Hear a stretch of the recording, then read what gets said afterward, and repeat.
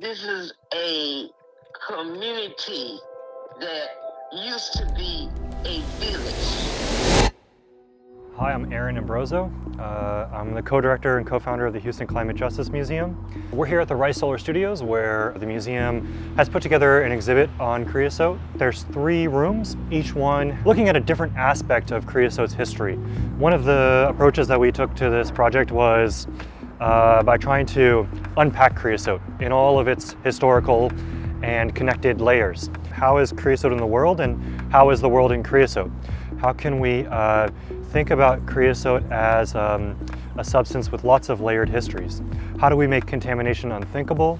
And how did land become a dumping ground? Where we're trying to get to the heart of these questions about extraction and regeneration. It's a good way of getting at global histories and politics through the everyday. The clothes that we wear, the wood that this deck is made of, that has wood preservatives that come from the same line of chemicals that creosote was made from. We were approached in the summer of last year by some folks who were recording oral histories of residents in Northeast Houston around their experience with the history of the railroad industry and the aftermath of creosote pollution. My father told me that growing up, you could smell the creosote plant. This is a room called Invisible Lives, a view into the world of a 111-year-old woman and her granddaughter. This room is a room set up as the living room of a fictional woman. She's supposed to be 111 years old. She's born in 1911, the same year that the wood preserving works begins in Northeast Houston. It's a room that was created in part between the museums collaborating with a local artist named Willow Curry.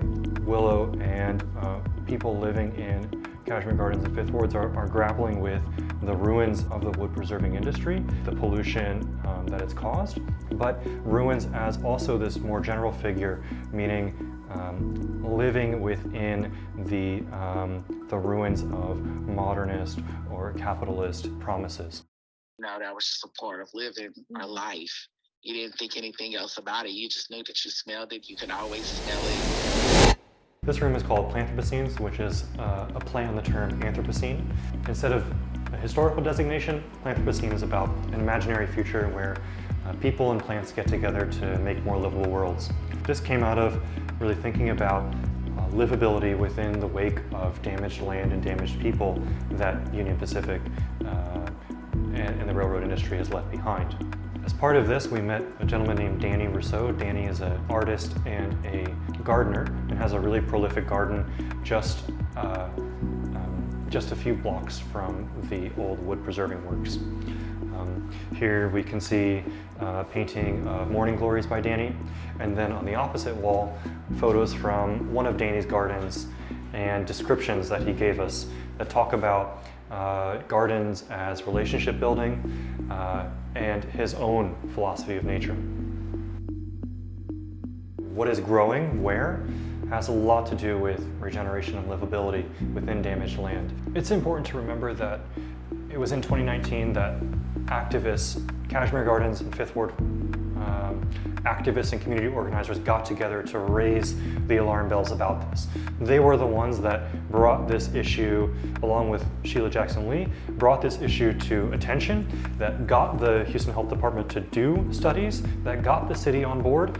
And these kinds of alliances between the city, the health department, activists, community organizations, these are all tenuous relationships sometimes. They don't all have the same goals, but they can work together and help each other in some ways. This project can be a window into how communities are grappling with those histories of extractivism personified by the wood preserving industry in creosote. One of the great parts of this project is to think through a very particular local history, and one that's still ongoing. And the stakes are high. We're learning new things every day. There's ongoing lawsuits, and the future of what to do with that area is very much at stake and open-ended. It's a really great way to reimagine life and to reimagine storytelling, to think about what stories help us move forward. What stories do we need to help turn the corner and to not repeat those mistakes.